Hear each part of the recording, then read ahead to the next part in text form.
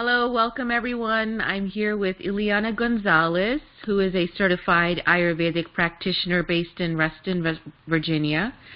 And I very happily met Ileana through a common family friend. And in talking with Ileana, I learned that she is so incredibly knowledgeable about Ayurveda and has her base there in Reston, Virginia.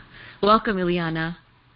Hi everyone. Thank you so much, Anjali, for giving me this opportunity to talk with you and the audience and to share a little bit.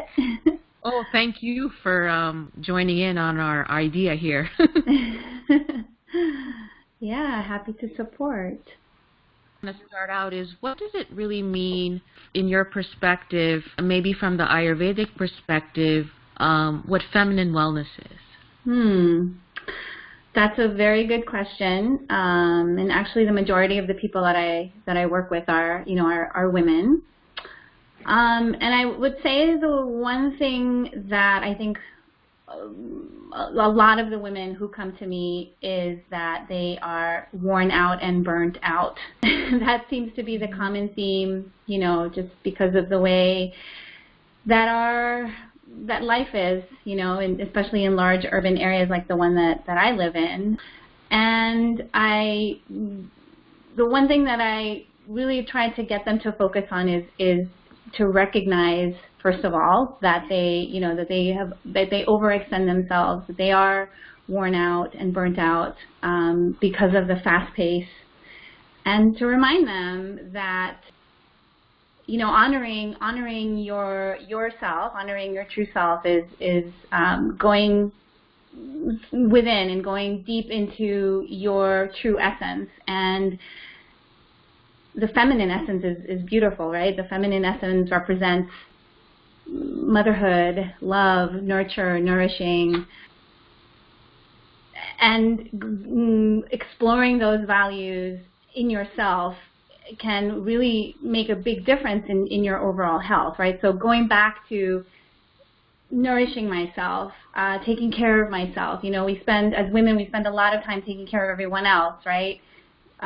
Preparing food for everyone, and we eat like whatever's left over, right? And we are the last ones to eat. And so it's honoring the feminine energy of just taking care of yourself before even taking care of others, Honoring the feminine means also honoring Mother Nature, right? So living, again, going back to the rhythms of nature that are there. We have a moon cycle, right? That oftentimes if we connect to it, it really helps us with our own feminine cycle, right? They don't call it the moon cycle for nothing, right? It's when you start recognizing these feminine energies around you, it really makes a big difference in your overall health and wellness. So even just taking the time to connecting to those things, honoring nature, honoring the earth, and honoring your own true feminine nature, the feminine energy. Makes a big difference. And Ayurveda definitely gives us a lot of tools and practices to do that. But again, since we're always just running around and living crazy lives, we forget that it's so easy for us to tap into that. So sometimes just slowing down and taking a break and giving yourself 20, 30 minutes a day to spend time with yourself is a great way to connect to the feminine energy. I mean, I have a lot of clients where I make them, lock yourself in your bathroom, put a sign outside your door, and tell everyone, no, mommy's not available for the next 30 minutes. Do some self-oil massage, take a bath, listen to some music. Just be with yourself and connect with your true essence, that feminine energy. So, and in Ayurveda, do they make any distinction between feminine health, let's say, and masculine health? I mean, the lifestyle routines are general, right? So everybody can benefit from having good routines around food. Everybody can benefit from having good routines around sleep and things like that. But then, yeah, there are there's specific herbs that are for women, like, they're called tonics. There's a really well-known one called shatavari, which is a great herb for women as we age. It's a good herb that supports the reproductive system. It supports us, emotionally. So yeah, there are definitely specific practices, specific herbs that are, maybe more for women than for men. But how we practice Ayurveda really is for the individual. So whatever, sometimes a man can benefit from an herb like shatavari. So, it's never like that black and white. We always have to look at the person's environment, the person's lifestyle to determine, whether maybe he needs a little bit more feminine energy, right? Maybe he needs a little bit more of that nourishment. Maybe he doesn't need so much of that, the strong, right? So we're always looking for balance, and the feminine and the masculine, the yin and the yang. We always have to look at what that individual, what that person needs. And what is exactly Ayurveda? Is it a system of herbs that you use, or body movements? Really great question. Ayurveda is everything. This is one of the many reasons why I love it so much, is because it's a complete system. Traditionally, it's a medical system. I mean, it started, historically, in its origins. It gave us complete medical knowledge, because it gave us a way to look at the human being as a whole. So it let us understand, the physiology, the biology, the psychology, right? Like everything that has to do with the human being. It gave us a way to look at it, it's just systemize it, right? So it's like there's like categories and there are levels, and so it gives us a way to understand, but it also is a very complete lifestyle approach. It also is a very complete spiritual approach.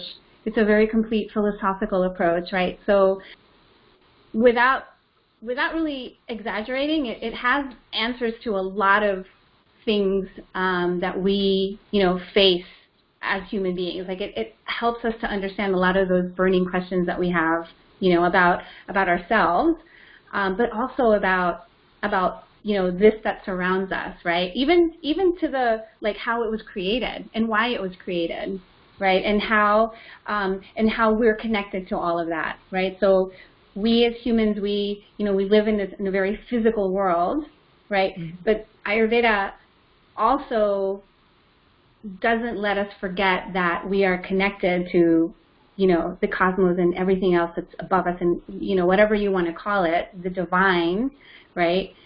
So it's definitely it gives us tools, a lot of different tools. Yoga is one of them. Meditation is another. Food, herbs, lifestyle routines. It gives us lots of different tools to answer these questions. And another really amazing thing about Ayurveda is that it's a very old system, right? It's at least 5,000 years old. That we know it's 5,000 years old, maybe even older than that. And it's amazing how it's so relevant today, right? 5,000 years later, it really hits, it really pinpoints the problems that we face today, whether they're health problems, mental problems, emotional, spiritual, any problem that we find today is very common. Ayurveda has an answer for it, and that's really incredible, right? Because this is way back before technology, before modern technology, before the computer and the internet and all that stuff, and it's so relevant today. That is really probably one of the most convincing things about it, right? It's not like this, old timers witchcraft. It's totally relevant, and it's so relevant even for us that that, as I said, we live in this urban environment, fast-paced, it has so many answers for us. So it seems like then it's a system of medicine and healing that treats the whole body and mind. It's very holistic in nature. It's completely holistic. As far as I know, as far as I understand, it's the only really truly holistic approach, right? Because, for example, we never separate anything from that person. So even if we're looking at something as simple as, I don't know, my left shoulder hurts, right?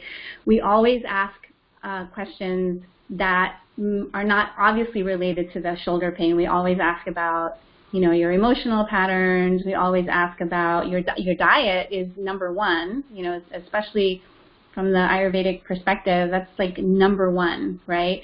So if you say, if you tell me my shoulder really, it's bothering me no matter what I do, I will, inevitably ask you about your diet and make sure that you're eating the proper diet, and I'll also make sure that you're not just eating the proper diet, but you're also digesting that food correctly, right? So not only is it holistic, not only do we look at the person with all these different levels, we also are very thorough and we ask a lot of, we want as much detail, right? Because at the end of the day, what we want is we want to identify patterns that are keeping you from healing, right?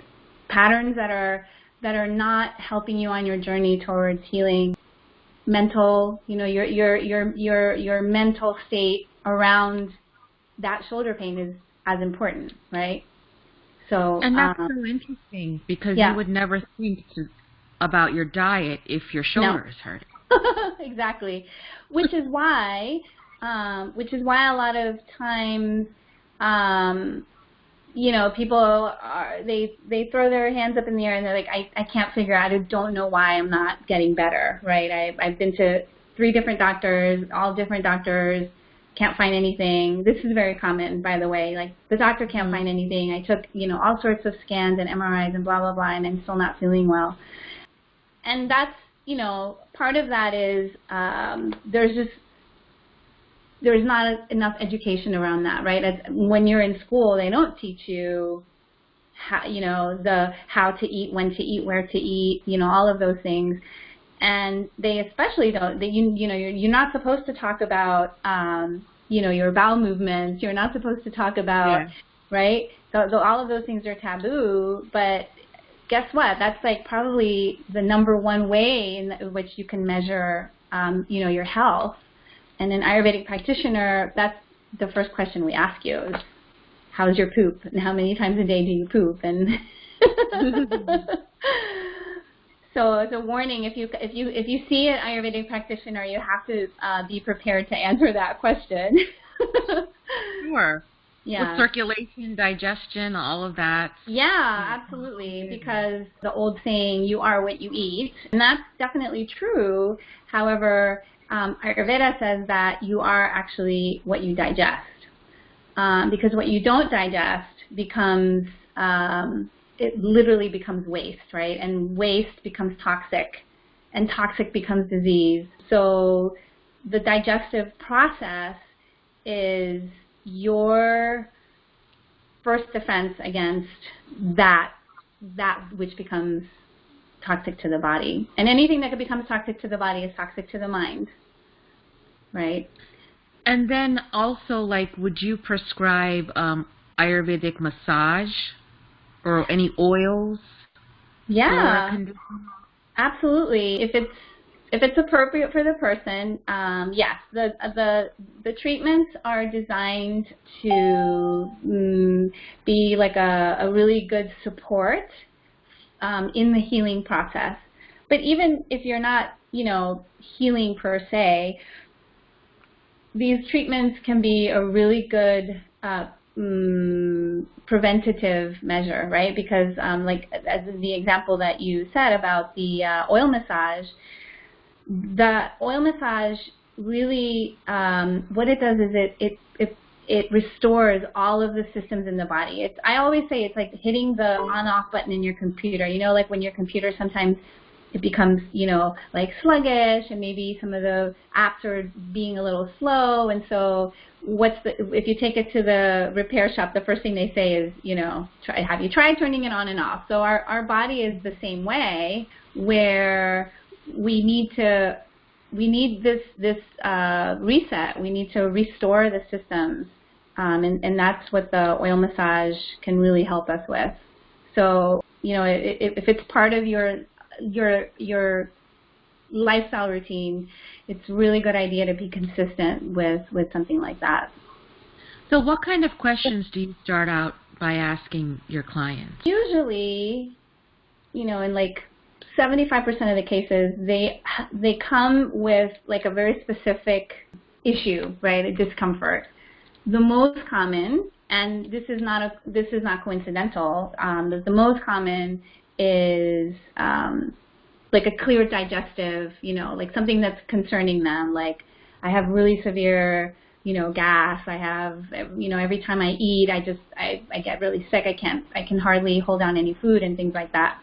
And I say that it's not a coincidence, first of all, because a lot of our Western dietary habits are completely go against wise digestive choices. But it's not a coincidence also because Ayurveda says that the root cause of all disease is in the digestion, right? So my first concern is going to be your digestion. I want you to tell me, you know, how many bowel movements you have in a day, what time of day you have them, what does it look like, is it hard, is it soft, is it runny, and then I ask you about your diet. I want you to be as specific as possible. How many meals do you have? Are you, is your appetite steady?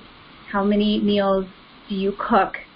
Do you cook at home? Do you know what goes in your food, right? I ask you a lot of, I need for you to be as detailed as possible and as honest as possible. And, you know, when you talk to somebody like myself or, you know, any Ayurvedic practitioner, the questions are not meant to like say, oh, you know, that's, you're doing something bad. It's just getting as much information as possible from you because everyone is different. Everyone is going to have very different patterns. Everyone's going to have very different triggers, and it's very important to see what is in your environment and what is in your current lifestyle, so that we can identify the things that you need to start shifting, right? Sometimes those shifts can be as easy as, you know, no food after 7 p.m., right? Which is actually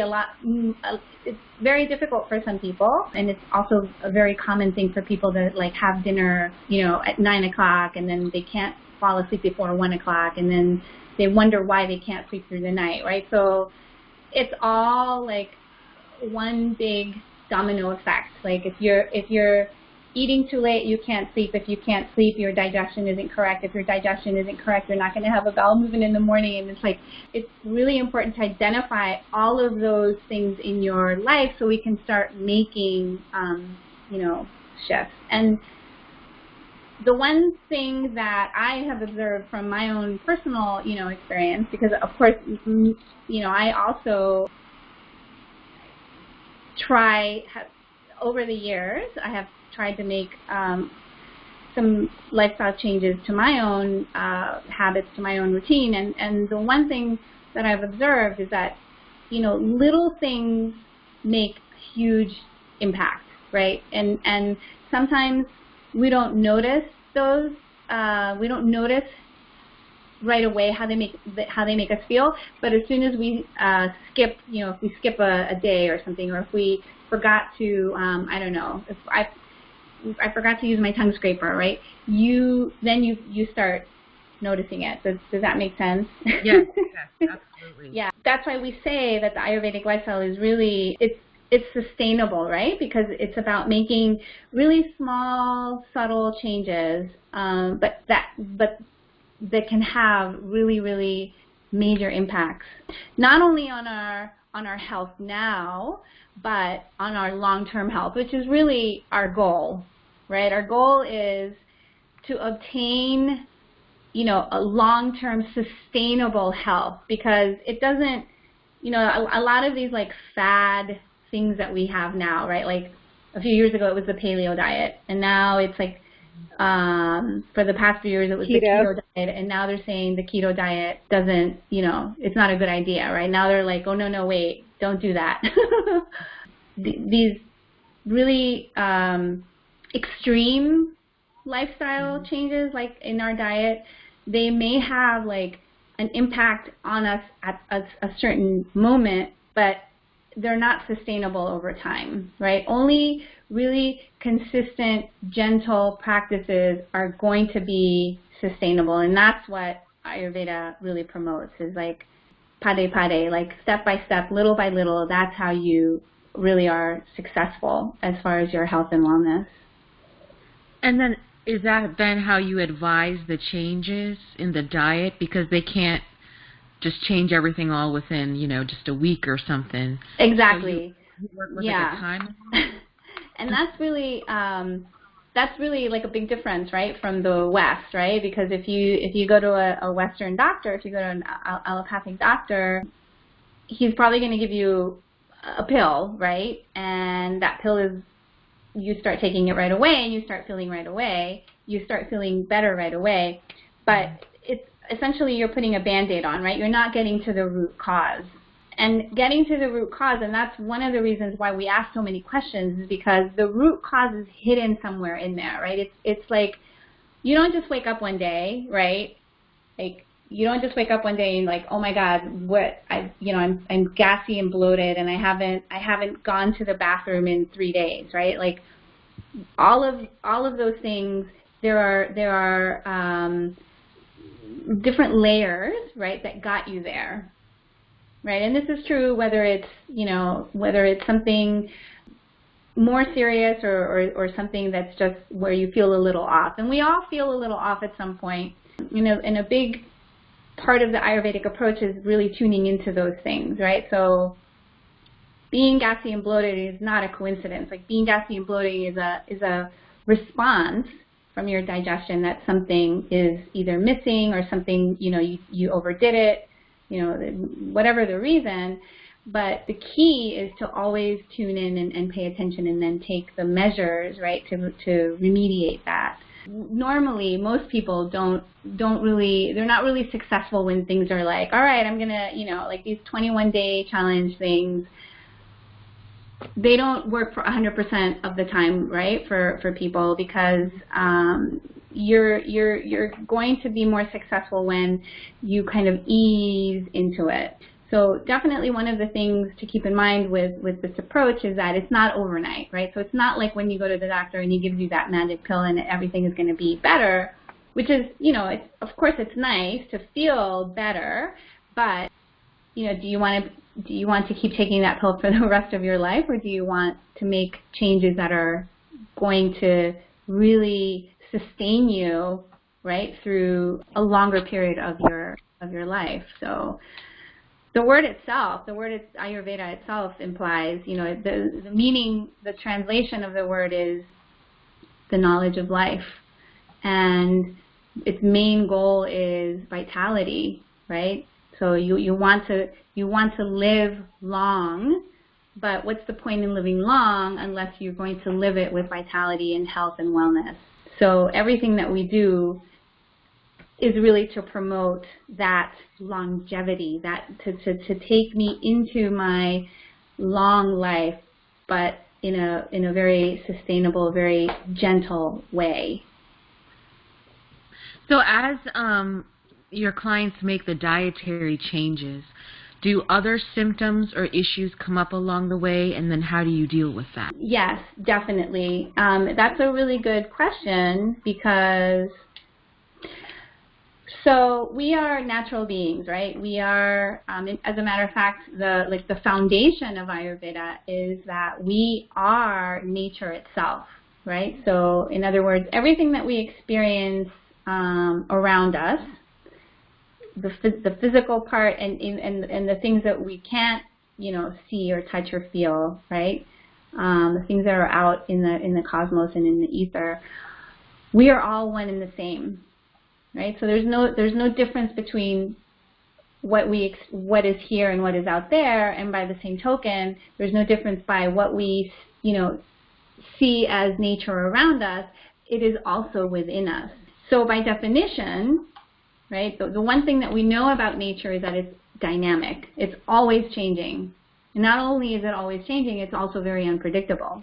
We live in an age where we have modern technology and all these satellites floating around, and we still cannot predict the weather, right? We cannot say with 100% certainty what the weather will be like. We can make guesses based on calculations, we can make guesses based on patterns, but we still cannot know with absolute certainty, because that's how nature functions, right?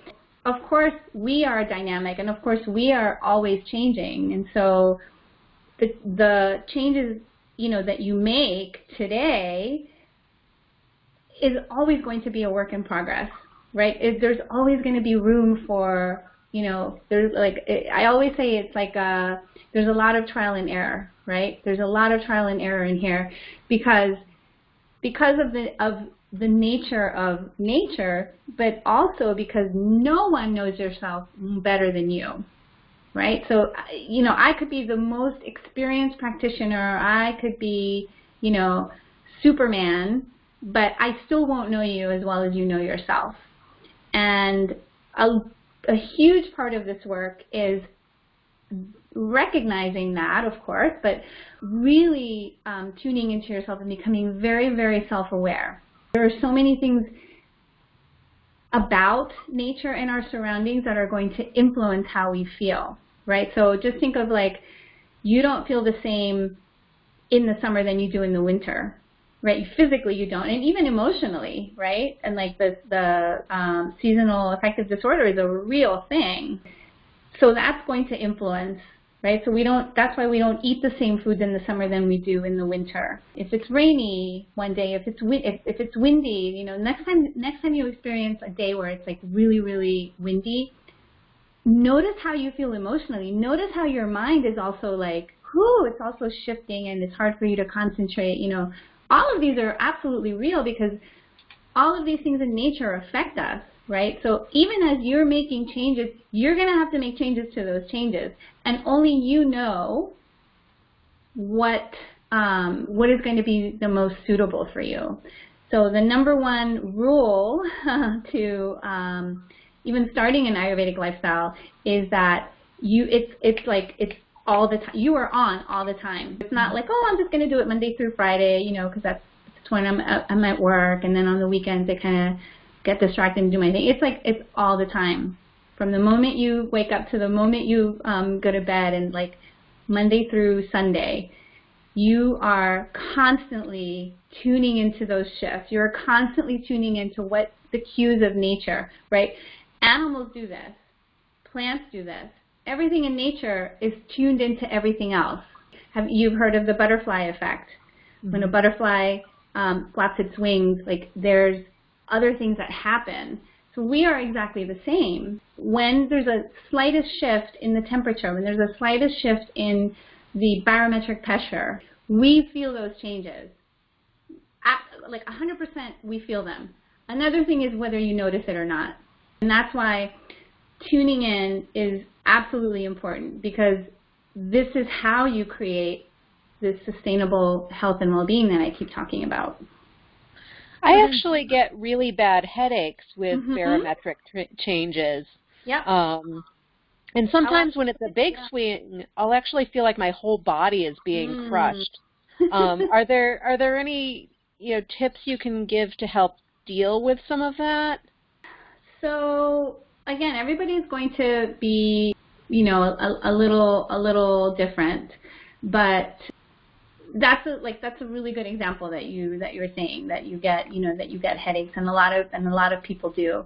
This is why being consistent with your lifestyle routines really, really help. Think of an ocean with the waves. The ocean is always moving, right? It's always fluctuating like this. Sometimes there's going to be bigger waves, right? And you are like the person who's like sitting on the water on your like a board, right? You have to try to stay as steady as possible, no matter whether those waves are little or whether they're big. You're always just trying to like balance. And the idea is that the more, right, the more consistent you are with your with how you stand on that board, the less likely you are to like feel the fluctuations or to be affected by them, to like get toppled over or whatever, right? So that's the first thing, is to as I've said before, it's like it's all the time. You're every day. You're being as consistent as possible. And we all have our bad days. We're gonna, we'll skip. We ate the wrong thing, or we ate too much, or we ate the bag of potato chips, or whatever. We all have our bad days, but the more consistent you are, the less those things are going to affect you. But some other things that you can do is, when you feel it coming on, you can drink some hot ginger tea, for example. You can, hydration is always really important, actually, especially there's a big correlation between headaches and hydration. So, maybe you're going to drink more water.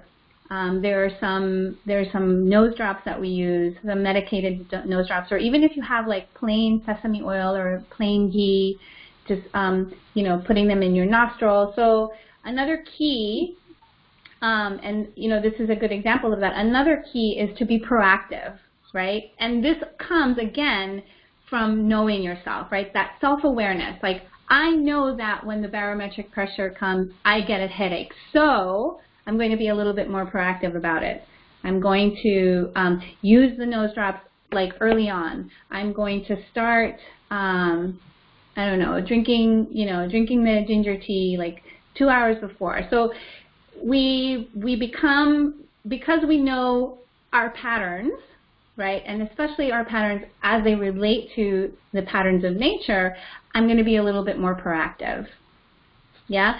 But another thing that I haven't mentioned, which comes from consistently practicing, the lifestyle routines, another thing that happens is that you build resiliency, right? And that word is actually really, really important, because resiliency is what gets you through, because as nature, right? In nature there's decay.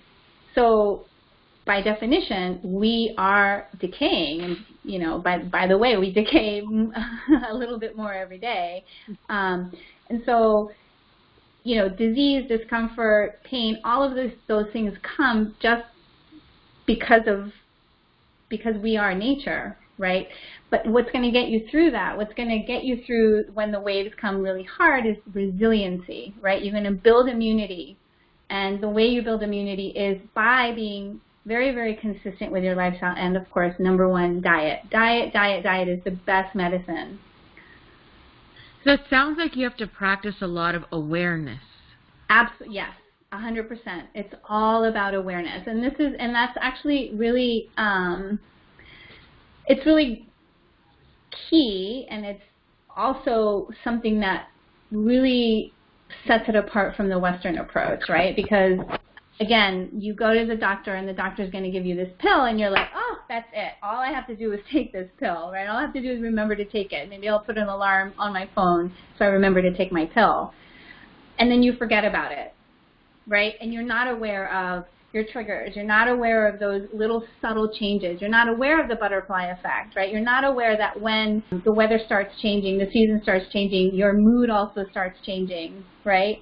So it's like you put on blinders, and you're like, oh, it doesn't matter. I feel good because I'm taking this pill, and I'm okay, right?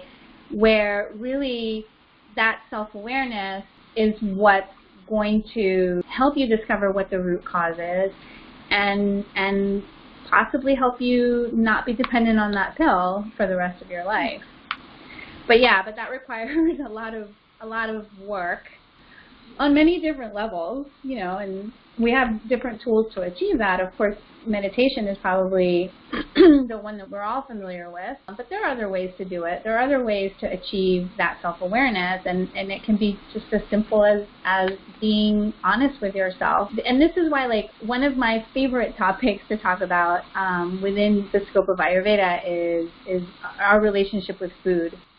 I love to eat. I'm a foodie. I like to promote conscious eating, right? Eating not just for the purpose of filling your stomach, but eating because that act of nourishment, right? Putting food in your mouth is such an important act. It's such an important self-care. People don't realize that it's actually self-care, right? And we do it 3 times a day, sometimes more, right? So we have like 3 opportunities a day to really, really focus on me, right? Because nobody else can eat for me. And eating has such a transformational power over us, over our body, over our mind, over our emotions. It can make such a huge difference in, you know, how we feel, what we think, how we speak, you know, the words that come out of our mouth, right? If we only eat honey, only sweet words will come out of our mouth, right? That's really powerful. And we observe so much of the opposite in society today because, you know, look at not just our diet, the food we eat, but how we eat it. Look at how, you know, next time you go to a restaurant and you see people eating alone, right? They're not eating, they're stuffing food in their mouth because the other hand is on their phone, right? So there's a lot of mindlessness around food, and it's such a powerful way to transform your health. We tend to, I think, because of our routines or work or whatever, we just put food in our mouths, almost treating our bodies like machines because we got to go to the next thing, let's fuel up. And once you get into that, too, it's hard to slow it down. Yeah. So I know I really struggle with that. So understanding self-care, okay, what is even that concept? Yes. And then yeah, absolutely. Because people think self-care is, I don't know, sitting in a bath or something. Yeah. I mean, it can be for sure. But food is like, I don't know, to me it's just, it just blows my mind that, you know, people place such little importance, make such a little deal out of their food. Yeah, and you know, like, if I'm like craving, I don't know, oily things or fat or something, you know, I grab chips or whatever. And the other day I had just a little bit of bread with olive oil. And I was like, this tastes amazing. Oh my God, this olive oil. Oh my God, like, it was going down my tongue. I was like, what am I tasting? It's just so good. I didn't grab for the chips, you know. I don't know why I equated both of those things. It was just like my body just merged with the food in such a natural way. Yeah, that's beautiful. It's a beautiful observation. And any food, any proper food can do that, right? Any, like, healthy Ayurvedic food can also bring that feeling. And sometimes it's not just what we eat, but it's how we eat it, it's where we eat it. And I do a lot of teaching around food, and I always like to sort of end the session with, like, you know, think about how your food got to your plate. You know, think about the farmer who picked the tomato, who like had to till the soil and probably went out to check on that tomato every day, and when the moment was right, he picked it. There's like a chain of people involved in getting your food to your table. You know, think about those things, because there's just so much mindlessness around it. But I've actually had times in the, you know, especially in the mornings or when I'm really busy, where, you know, I'm even just drinking my coffee and all of a sudden it's gone and I don't even remember finishing it. Right. Yeah. Yeah, because, I mean, that's how our society is. I work with so many people who it's a struggle for them to even take, a 15-minute lunch, right? Much less a 30-minute lunch, much less make their own food. It takes some people a lot of shifting to get them to make one meal a day. This is definitely not an overnight thing. We're always a work in progress, I'm a work in progress. I have very, very good days, and then I have my bad days. But then the beauty of having a consistent lifestyle routine is that you get to do it over again the next day, right? You pick yourself up and you do it over again the next day. It's like a yoga practice, right? Every single time you roll out your mat, you never know what's going to happen, right? You never know what your breath is going to what your breath is going to do. You never know what how far your spine is going to let you go. And our lifestyle routine is exactly the same. Like every day I get to do it all over again. Clean slate, no judgment, self-compassion, self-love, and I'm going to try it again. That's the beauty of it. Now, in Ayurveda, do you prescribe only a vegetarian diet? Yeah, that's a very, very good question that I often get. So Ayurveda will always prescribe what is appropriate for each individual, right? There are some people who can benefit from having a little bit of the right kind of non-vegetarian food. There are other people who benefit more from, having vegetarian or vegan food, right? So it always depends on the person. Me personally, this is my personal opinion from my own personal journey, I find it hard to reconcile a non-vegetarian diet with ahimsa, which is non-harm. That's a very big yogic idea. And that's just where I am in my journey. Everybody is in a different place in their own journey, and there are, as I said, there are people who can benefit from one or the other. A lot of things in Ayurveda are not always as black and white as we would like them to be, because a lot of times we're like, no, just tell me what I can eat and what I can't eat, and it's not that easy, right? Because everybody's so different. But that's at the end of the day, Ayurveda is what you need at a certain time.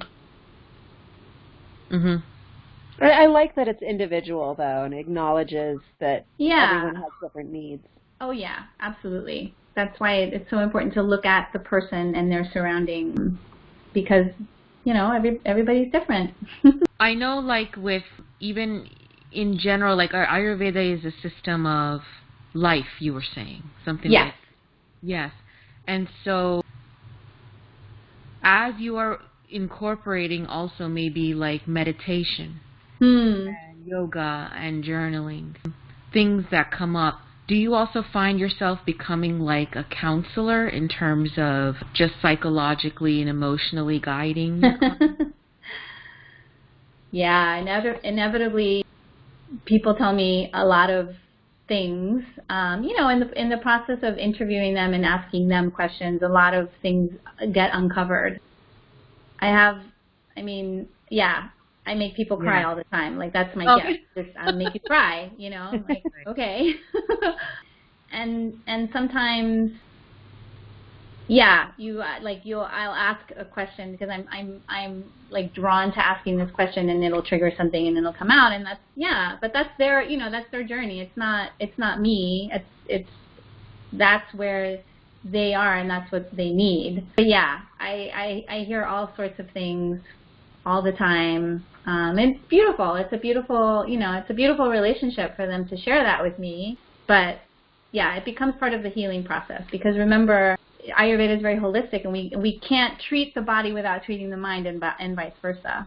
I feel like that goes with digestion, because we all carry a lot of waste, not just physical, but mental and emotional waste. Yeah. So it's good to be able to let that go as well. Well, that's why, like, even if you come to me, I don't know, with a seemingly emotional, you know, like I'm like angry all the time. Yeah, I'm still gonna ask you about your digestion. I'm still gonna make you still gonna make you change your diet. I mean, there's no way around that.